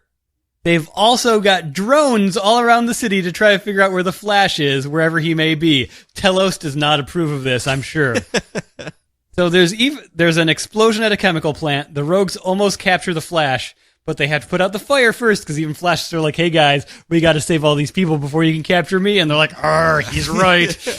Being reputable sucks. Yes. So they put out the fire. Flash gets away, but Captain Fry gets a sample of the Flash's blood. Somebody get me Barry Allen to test this blood so I can figure out who the Flash really is. Wah, wah. Poor director Singh. Was that who it was, or was it? No, that's Captain Fry. Yes. Yeah. So also Wally West has started showing signs of the Speed Force, and the guy that said the in the most awkward way for a teenage boy. Yes, well, my hand goes up and down really fast. How will I use this in my day-to-day life? Hey, Wally, can I come in? No, Aunt Iris, no! Why are your sheets on fire? Speaking of fire, the guy that set the fire at the chemical factory has Heatwave trapped in a tube, and he's using his heat powers for something. Heatwave, he survived. He's back. We knew he couldn't have really died. You can't keep down a good rogue. That was my saddest Especially part. Especially one that's in a TV show now. During Forever Evil with their mini. where the whole thing is the rogues never leave a man behind. And they left him kept behind. leaving men behind. Yeah. Yeah. Curse you, Bucciolato. I know. Curse you. Breaking up my friends. We were just talking about that at that time, having the Cheers, the Cheers show with all the rogues and everything. And then they just started betraying each other and leaving each other behind and sacrificing themselves to save their friends. And then it was just like Captain Cold was the only one left. And it was like, it was just a rogue now. You can't just do a movie about one rogue or a rogue one or anything like that. I mean, no one would watch that movie. Yeah. No one. Still pretty cool though. I like, the payoff I think is going to be better than the actual Zoom storyline was for me at least. Yeah. Cause I kind of like the characters that we have living around Central City already. And, I think it's almost infinite storytelling just with those people. Yeah. The Rogues and the Flash, it could literally just be a book about those characters. Them and I would constantly going back and forth. I would be A-okay with that. I would be hunky-dory happy with that. Occasionally you throw in a turtle and you're set. Yeah, just once. Just crossing the street once. Goddamn turtle. Holding up traffic. Five's arch enemy. So next up, Green Lantern Corps, Edge of Oblivion. I'm on the edge of Oblivion. I think I'm out of Edge songs now. Unless I actually do songs unless you where learn, Edge was in it. Unless you learn how to play a guitar very well. Yes, which isn't going to be the same. Yeah, which isn't going to be the same. I can't remember if I mentioned that last week. Yeah, I did. Never mind. Bad joke. Joke. So, anyway, Green Lantern Corps. Let's wrap up the last mini here real quick. Everyone that wore a Green Lantern ring was banished to the universe that exists before the current one. The one where Relic came from, the one of light smiths and light wielders, whatever. And, they're out there doing their little, war against each other. They've kind of all turned on one another because light is emptying as Relic came to ours and said, hey, there's only so much light in the universe. If you guys keep just shooting it off into space and making hammocks to lay in, you will destroy the universe. Stop doing that. It's not just like, you can't just make umbrellas and, blenders to mix your drinks with it. You're destroying the universe. Stop that. Stop it now. Well, because in his universe, that's what happened. All of the lightsmiths used up all the light, and now they've turned on each other to grab what's left of the light. And then all the Green Lantern Corps showed up with their power battery and Mogo and all this stuff, and they're like, holy crap, that's a lot of light right there. So they kept trying to capture them and steal their light. But luckily, Jon Stewart has led most of the Green Lantern Corps to safety. A lot of people were killed along the way. Some of the newer Green Lantern members have been killed, including Druck. So, sad indeed. So now it is, them. They went and they saved Mogo because the light, Smiths were trying to terraform it into a giant light battery because it's a giant planet-sized lantern. And, instead of actually doing that, the Green Lanterns show up and save the day, but not before Mogo is permanently terraformed into, now he is almost like a converter for all light energy. Like, cause all of the different lightsmiths were all trying to do their little thing on him. So he has some black, some red, some green, some orange, it's like all of the colors. So I think they're setting him up to be like a mediator almost for all of them. For all of the colors. At the very least, he is literal neutral ground for all of the colors right now, where they can maybe have summit meetings. Maybe there'll be a parliament of light, and we can just have the Green Lantern Corps book be nothing but parliamentary debating and everything on what they should do. Come on, I'm sure that'll sell, guys. I'm sure that will sell. It worked so well for episode 1. Everyone loved debating about trade routes and stuff. So maybe it'll work better in a comic setting. I doubt that's where they're going. I'm just being facetious. But so they go, okay, we've defended it. We have a base of operations. We need to figure out how to get back. Mogo, make yourself a giant flashlight so all the other people that are still out there can find their way there. Just a throwaway thing. Simon Baz is there, and he's like, hey guys, just happy to be relevant again. And So as soon as they turn on the light beacon, all of a sudden this giant planetoid flies straight at Mogo, and they end up stopping it, and it turns out it is basically a giant city, like a planet-sized city that flew towards them, and these two giant people come out, and they go, "Hey, what are you guys doing, you bad lightsmiths? No, we're here. This is the last city in this universe, the last remnant of civilization, and we have been sworn to protect it, so no. You guys are bad." And they go, "No, we're not lightsmiths. We're Green Lanterns. We're from another universe. We're just trying to figure out how to get back home." And the two giant people go, "Hey, if you guys are planning on bailing this crap hole, do you mind if we just tag along when you go? Cause that'd be cool if we didn't just die in the collapsing of this universe. If you didn't just leave us here to die, that'd be awesome of you." And, the Green Lantern Corps has kind of a internal debate where Guy Gardner goes, "You know, I've been in a lot of bar fights, and usually the last people standing aren't the nicest people in the world. We should probably think about this before we do it." And then Kilowog shows up and goes, "Hey, I'm the last of my race. I know exactly what they're going through. We are not leaving these people behind. If we can save them, we're gonna save them. That's what we do." And Guy just kind of begrudgingly goes, "I guess. I mean, sure, whatever. They're supposed to die anyway. This entire universe collapses, but I guess if we can save them, we can at least give it a shot." What harm could it do? What harm could it do, Brian? Because things aren't as cut and dry on this planet as it would seem. There's a underground element that existed there before as the city built around it. A death cult, if you will, that kind of wants the universe to end. Yay, universe ending. Finally, death cult. We're relevant now. Woo! Death cult forever, or at least next Tuesday when the universe ends. Yeah! And they are trying to do everything they can to kill everyone. And now the Green Lanterns have decided to help. They want to send a message to the Lanterns and tell them they're not welcome here because we're a death cult and we want people to die. So they decide they're going to strike and sow discord into the Green Lanterns by killing someone, Brian. They kill another beloved Lantern. This time, Muck Muck. Oh no, not Muck Muck. Dies. You went through so much, Muck Muck. We've been through so much, thick and thin with Muck Muck. We thought you died before, I know, but it was just a Durlin. We were happy. You survived. You were still alive. You got our hopes back up. He is not coming back from this one. Oh, Muck Muck. Muck Muck, no more. Muck Muck and Mop Mop. That team is over. Yeah. They're never going to hang out anymore. I'm sure Mop Mop will cry somewhere in a corner into a bucket, I'm sure. So Guy Gardner's kind of ticked off.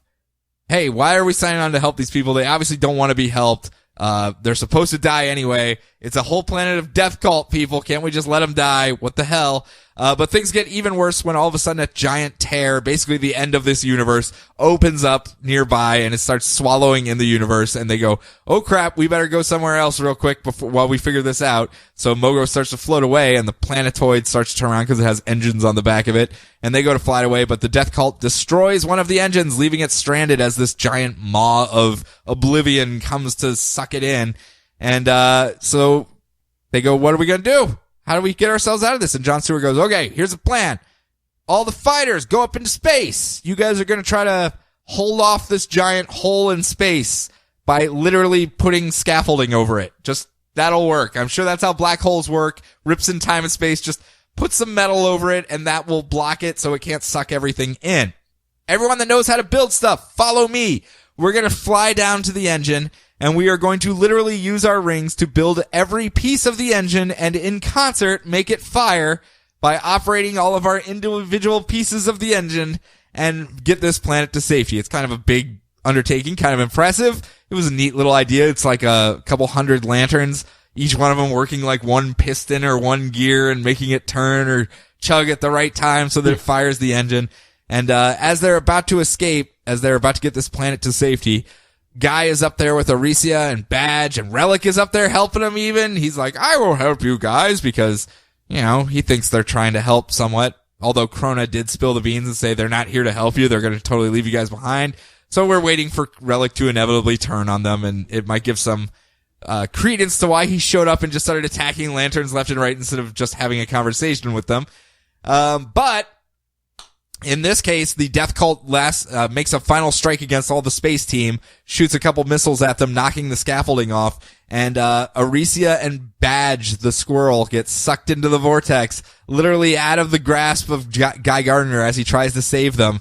And as he's standing there just mourning the loss of his friends, just trying to figure out why they're even doing this. I mean, we already know these people die. Why are we doing this? Kilowog shows up and tries to console him, but it's just too much. He's just too pissed that Kilowog wants to sacrifice all their friends for people that are supposed to die. He turns around and lays a punch straight into Kilowog's face.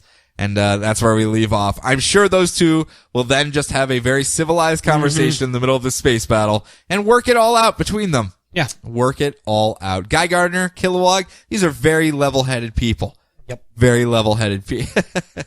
I don't know where they're going with this. I really don't. I don't know if they're trying to thin out the ranks, core or something or what Badge. they're doing.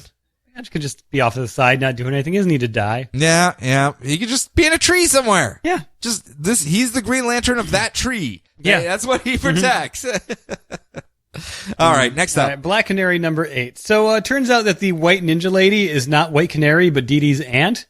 So all of her mom's old martial arts friends are being So you're saying the last 4 months of you insinuating it was someone else was incorrect? Yeah. Oh, man. I know. Man, you bit hook, line, and sinker on that misdirect. I did. So all of her mom's old martial arts friends are being hunted by this Lady Grey Eyes, who's in charge of this giant cult of guys in Krampus masks. So Dee Dee lets herself get captured.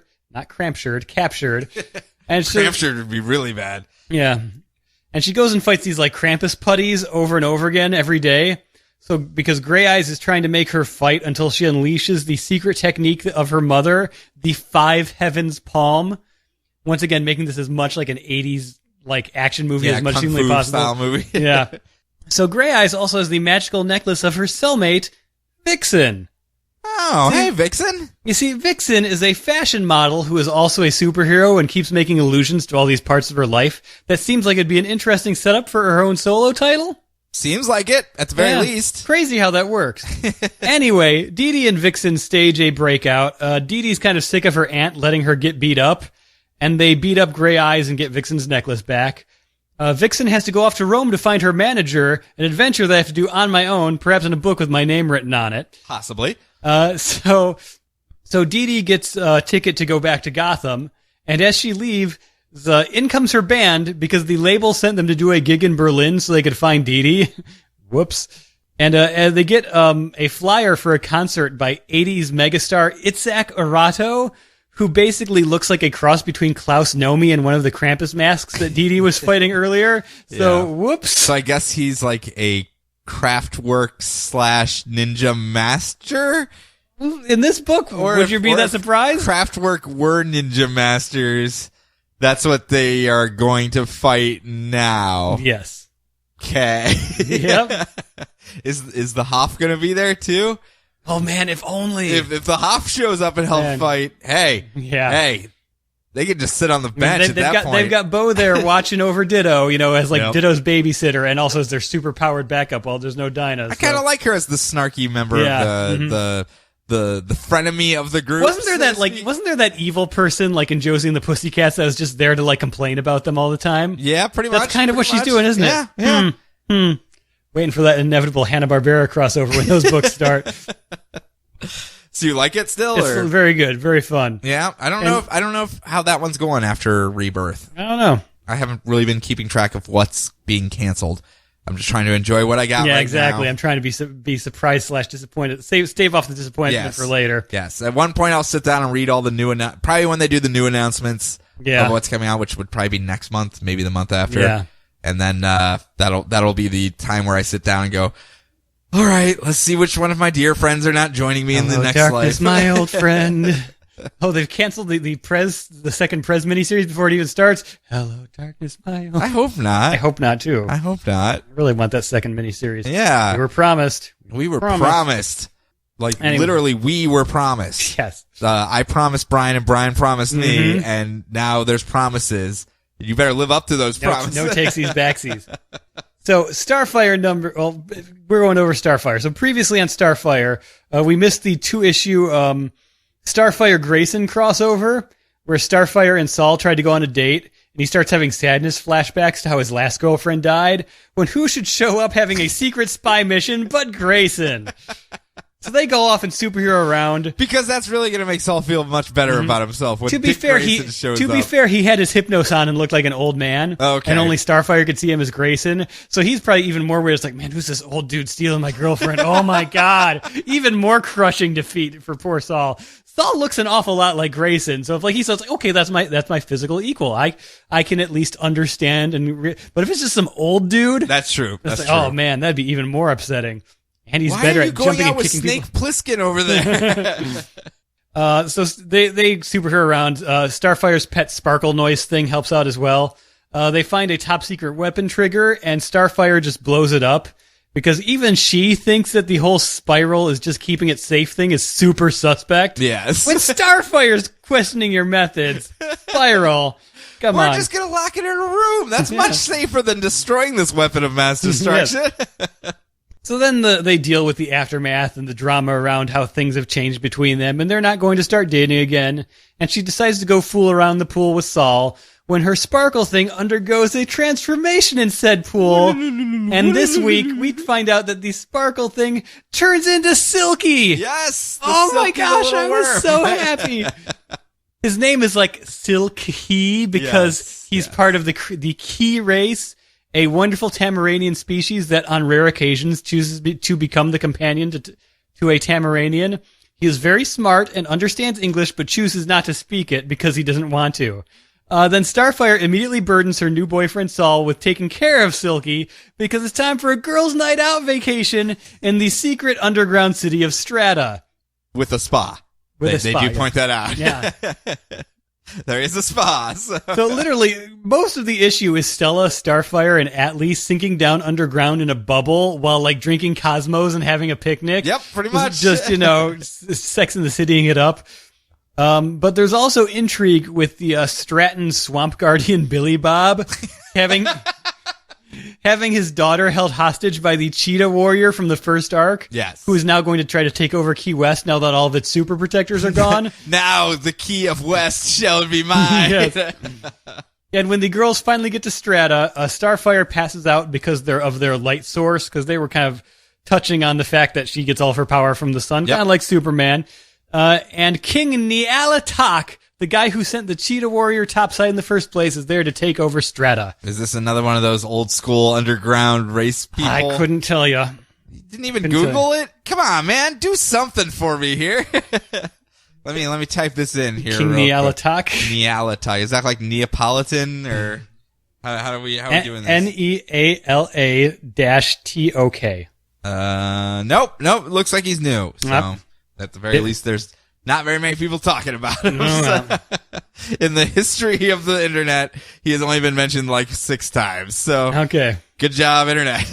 Yep. That does not bode well for King Nyarlathotep. Yes. Things are probably not going to go his way. I also want to give props to Elsa Charretier took over on art. I'm probably butchering that name, but she's got like a nice, like kind of like looser, like Darwin Cook kind of style to her artwork. It was nice. It was very nice looking as far as the Silky's DCU continuity. Silky's pretty adorable. Yes, so, yes. I'm shocked that made it into the canon, so to speak. now I'm just waiting on Fluke. That means we're going to get a super special issue of the Adventures of Silky and him going off and wooing women and doing all of his things like he did in the cartoon. Yep. It would really fit their style, to be perfectly It would, frank. honestly. It really would. The only thing that makes me sad is that Silky didn't come about into main continuity because Killer Moth decided to really get into like moths and bioengineering, and it's just he creates it completely by accident while like working on an air gun. You just really want that Killer Moth to have a highlight run, just one run with Killer Moth arc all the way. I love New 52 Killer Moth so much, and I don't really know was why. Awesome. He was snarky as crap. That's why. And he's kind of incompetent, but that made him more. Air guns. Aren't they awesome? Pew pew pew pew. Why do you call yourself Moth? It's like I kind of like moths. What's wrong with that? Everyone else picked the good animals. Yeah. All right. Well, let's continue on. We're running All behind. right. New Suicide Squad here. Amanda Waller is showing around her British counterpart, to show him the ropes on how to successfully run a Task Force X. And this poor guy is just like, but we don't have very many good villains where I'm from. We've got people like the Gentleman Ghost and the Bird and Hunky Punk. Hunky Punk's really the star of our team. And it's like, oh, you poor guy. You had better people like that. They had, what's his name? Old King Jack. Cole? Spring-Heeled Jack, yeah. Spring-Heeled Jack. I mean, they got some villains over there. Yeah. Come on. Step up your game. Catch the good villains that are over there. Read some Morrison comics. Come on. Or Cornell. But this guy gets to sit in on an operation and see it actually all go down after we get introductions to the team because we have a new writer. We have a new team that has come on. Actually, new writer, new artist for this particular title. It's almost like they're setting it up for something in the near future. As our team all of a sudden has Diablo on it once more, and it's basically most of the movie team now, and they're all kind of like, hey, let us introduce who we are. Hi, this trade should be coming out around August or so. So, how's it going, everyone? How I'm Harley Quinn. convenient. I'm Deadshot. But it's Floyd Deadshot still. He hasn't died yet. Okay. Well then. It's not, which one are you doing? The Suicide Squad. The Most Wanted, yeah. Yeah, Most Wanted, where all of a sudden Will Smith just showed up in the background. Not Will Smith is there, yes. And we're like, uh-oh. With the exact same powers as Deadshot. Huh. Things aren't looking good for Floyd in that one whatsoever. But no, it's, we get our introductions and then they head off to China on a protection op to protect some politician that's actually speaking up for democracy and not falling in line with the regime there. And, the team unfortunately, starts getting beat up. All of a sudden, they're running around trying to protect this guy. They're fighting off some ninjas. And then all of a sudden, one by one, people start dropping. They just see a streak and all of a sudden, off completely, the grid completely. And it basically ends with them all getting knocked off one at a time and back at headquarters, back at Belle Rive Prison. Amanda Waller's just watching just slack-jawed as all of the life monitors for each one of the members goes beep, beep, beep, as each one of them is pronounced dead by the system. And she's like, not the best showing for, my, showing off in front of the British counterpart here. Bring in Gentleman Ghost! But yeah, it's, I guess we're gonna get some free time for the team here. They're in China, and a superpowered team has attacked them. What if I told you, Brian, that in the next 3 months, I can guarantee you there will be an arc with the Big Ten in it, or the Great 10? You did? I'm going to guarantee it for you. Going to guarantee it? Okay. I'm going to guarantee that we will get the Great 10 before the New 52 stuff ends. Really? Yeah. Fun. I saw one of the preview things. I was like, hey, look at that. Made it to the party right at the end. Just like last time. Hey guys, we're an interesting idea. Oh, it's over? Store's closing, huh? Is I guess we'll leave. Is Blue Beetle going to show up and get another perfect origin that they can't retell again immediately? Coming this, let's say June. Yeah. Issue 1 of Blue Beetle. This is a perfectly contained origin. Oh, we can't just retell the origin right again with the new continuity. Oh well. So sucks to be you, Blue Beetle. We know there are some things Brian's a little salty about. Just a little salty. Yeah. So I like to twist that knife on occasion. So next up, what do we got? Constantine the Hellblazer. So previously on Constantine, Oliver, the guy that's been following or has kind of been popping up in John's life, they're dating and he's staying at his apartment when John's worst best friend Swamp Thing shows up so he can deal with some wood nymphs coming to life in Central Park and murdering people who are trying to get busy in the bushes. You know, Tuesday. Yeah. And son of a... At the end, John tries to call home, but Papa Midnight has tied up a naked Oliver, painted a bunch of ritualistic symbols all over him, holding a machete to his throat, and is menacing him with some kind of rooster snake. The ladies long for the stroke of midnight, baby. Yeah. Yes. So as Papa Midnight calls it, Tuesday. I'm sorry. Yes. I'm sorry. Man, we seem so close, too. So, in number 8, Papa Midnight has Oliver held hostage with his rooster snake, Gerald, because evil demon banker Mr. Rumor, the big, tall, stretchy guy. Yep. Just not super tall, just unnervingly tall. Yeah, just freakishly off is basically what he is. So Mr. Rumor has overthrown Club Midnight, and he needs Constantine to help take it back. So they go undercover as demons, only to find out that Neron has bought Club Midnight and is slowly buying up New York City in a power play to use it as an engine of infernal commerce. Oh, well, yeah. Wall Street douchebag Neron might be the best possible Neron. Really Gigantic pompadour and like the all green suit, the $5,000 shoes, and a little bit of rouge on his cheeks for some reason. It's kind of great. Yeah, and I also love the fact that there's a sequence where Papa Midnight talks about the ridiculous magical defenses he set up in his Club Midnight. He's like, how did you get through all of this? You've done this several times. That's why I got you to heist, come in here and, break in and figure all this stuff out. He's like, yeah, this stuff is all artificial and magic so you can have more space inside of the space where you built your club. So, I just use the actual stairs of the building that you're hiding in to get up to the top. It's like, I think some hobo is using your hallway as a bathroom. You might want to get that checked. He's like, and Papa Midnight's just gobsmacked. It was amazing. I didn't think about the back door. No. So Constantine and Papa Midnight get captured by Neron. They manage to break free from his torture pits in the city of Dis, thanks to the intervention from Blythe, Constantine's leggy, multi-eyed demon booty call. Yes, from the first issue? First or second issue? First couple issues, yeah. So she gets them some new clothes and takes them through a series of misadventures if John will take her with him out of hell.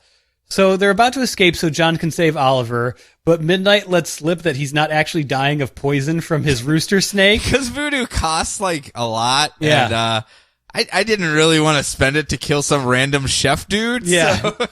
He's actually a really nice guy. I was hanging out with him. I couldn't do that to him. I really like that guy. He's kind of cool. So, sorry? Yeah. So as soon as the door opens, the door out of hell opens up, he just says bugger off to both of them, and jumps through. I love how it's both of them just standing there pleading come on, don't be like that, Constantine. Yep. I only tried to murder you once. I only tried to kill your lover. Yeah. So he jumps through the door only to find himself trapped in a fairy realm, AE. Yeah. Just to differentiate, with a bunch of centaurs and fawns and crap pointing arrows at him. Whoops. Maybe I didn't get the whole breakdown on how to get out of hell through this door from Blythe. Whoops. Maybe Swamp Thing will show up and give him a hand. Because, they're besties. Swamp Thing loves helping out John Constantine. Mm-hmm. But yeah, Tinian Doyle and Rosmo pack so much into every issue. They really do. I hate glossing over it, but you should be reading it. Yeah. It's a lot better than I gave it credit for. It is so good. Because I read the first two issues, I was like, okay, this is a nice new direction, and then you were reading the book, so I just kind of let it go fallow for a bit while we were going through all of our catch-up stuff anyway, and then this week I finally sat down and caught up with your copies. I was like, wow, this is actually really good. It's really good. It's the one that I finally learned, I should save this one for last, shouldn't I? Yeah. The Grayson imperative for me. Yep. Don't start Grayson, with Grayson, Midnight, or Constantine. If they all came out in the same week, it'd be a real Sophie's choice. Well, I mean, even if it's the last three, that's just having three pieces of pie at the end. And who's going to turn down three pieces of pie? Yeah. Probably me, but still. Last but not least, though, we got Earth 2 The Society, number 9. You remember what was going on in Earth 2? Nope. Remember how they conquered Telos? Well, the planet. The planet Telos. No one can conquer actual Telos. You watch he just punched them. Don't say that. He might show up again. Damn well, better not. But they basically overwrote the planet that used to be him into a copy of Earth 2, and they've all set up these city-states. Basically, there was a bunch of escape crafts, and each craft had a particular number of superheroes on it. So all the ships crashed in different places on Earth, this new Earth 2, and they've been building city-states based off of kind of the color scheme of the hero that was with them. It's the easiest way of putting it. Basically, in the design style of whoever was with them, it's a Batman has a dark and broody, a lot of gargoyles all over the place, and obviously, who else is there? I don't know. Who has another city over here? I don't know. Everyone has the Flash has the Midwest city that's all kind of like middle America. Just everyone has their own city that's built in their image. and they're all trying to make their way and survive now that there is no central government controlling any of them. And they all kind of come to the realization at the same time of, hey, we kind of need natural resources to survive. There doesn't seem to be any around each one of our cities, so now there's a land war, and all of them are kind of arguing over, oh, well, we're going to claim the mountains over here because we're sure there's some sort of energy in there, whether it's oil or coal or whatever. We just need energy of some kind, and then, hey, we already said we had those mountains, you can't take them, blah, blah, blah, blah, blah. And they're all starting to form armies to fight against one another. So Green Lantern calls up Red Tornado / Lois Lane, remember on Earth 2, they're the same person, and says, hey, Lois Lane, you're a writer person. Write a constitution for this planet. Go. Do it. Now. We need one. And she goes, okay, I can try. So she sits down to try to write a constitution out for all of the people to live together in harmony on this planet. But there's a bigger problem because they've run scans on the planet and they figured out that it is just basically a veneer over this empty shell of a planet. It's the top layer looks like Earth 2, like the top, like tiniest little layer looks like Earth 2, but underneath it, it's all just a barren rock planetoid with no resources in it whatsoever. And they're like, that's not going to go over well with everyone. So they're trying to keep that on the DL. Meanwhile, Dick Grayson Batman has teamed up with people, including Wildcat. He's back in action. He wants more. Actually, he's just standing there eating a donut, but he's there. He's alive still. And they're going to go try to beat up people that are war profiteering in this whole thing. And last but not least, Hawkwoman, yes, has gone to visit Fury, who has taken over a island, one of the failed colonies that the people didn't survive the crash landing, it seems. And all of a sudden, Amazons are popping up all over the place around them. And she's like, where are all these Amazons coming from? We didn't have that many. I think we had like 2. And I think one of them was a bad guy named Big Barda. And the other one was you. And I don't think Big Barda was an Amazonian either. But she was just saying she was. Whatever. There wasn't a whole city-state of them. Where are you getting all these Amazons? And it turns out they're having some sort of ritual to give normal humans Amazonian powers. And Fury has decided maybe it's time for her and the Amazons to take over Earth 2 because everyone else is being all petty and stupid and they need a strong hand. So maybe some Amazons will attack on Earth 2? Bees. My God. Bees. So yeah, it's a, how do I phrase this?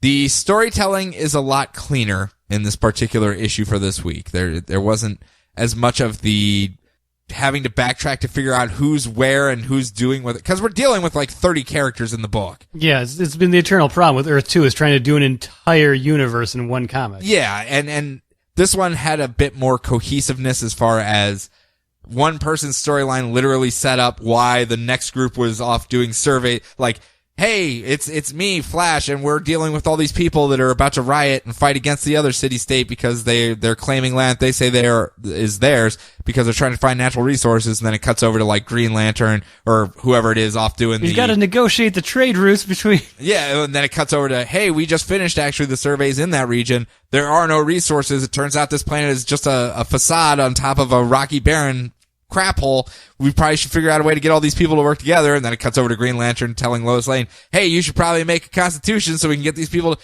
You see how there's like a flow to it where it makes sense as you're going through it. It's a lot cleaner in that method, in comparison to previous. It's a hard thing to do. I'm not saying it's easy. And anyone that's been writing this book has had a monumental task ahead of them every time with what they've been tasked with, which is build a universe in 22 pages once a month. Go. And make it interesting and fun while you're world building and you only have 22 pages. Go. It's been very difficult, and I do not envy anyone that has had that task. And this one is a lot of setup for stuff, a lot of where the book is going, but just cleaner in its storytelling. I'll just leave it at that. So, pow.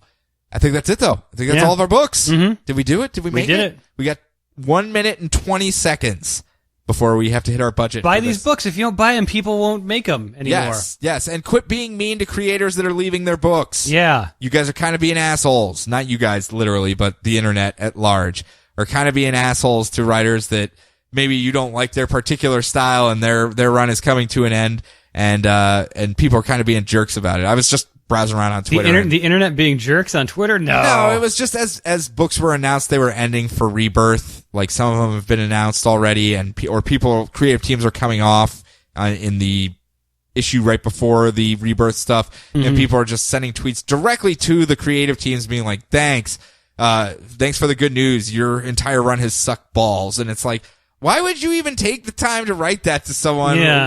What creative thing do you think you're bringing here? There is nothing constructive about that comment whatsoever, and it's just kind of being an asshole for being an asshole's sake. And I don't really like that whatsoever. If you have a thing like, hey, I really liked what you did here, but I don't really like what you do here, or I don't like your style as far as your narration, your prose just doesn't really speak to me. Those are actually constructive things that you could tell someone that maybe they can take a look at, and obviously it's all opinion based anyway, so I mean they're not going to change their world for your tweet that you took 20 seconds to write, but at the same time, if you offer reasons as to what you don't like and don't do it in an asshole tone, it'll go a lot further, I assure you. You may actually engage in a conversation with the creative team, and maybe you guys can back and forth and you can figure out where they were coming from, and it may change your opinion on the book whatsoever. You never know. I'm just saying, if you're not a jerk about it, you may have a better time with the whole thing. That's my soapbox for this week.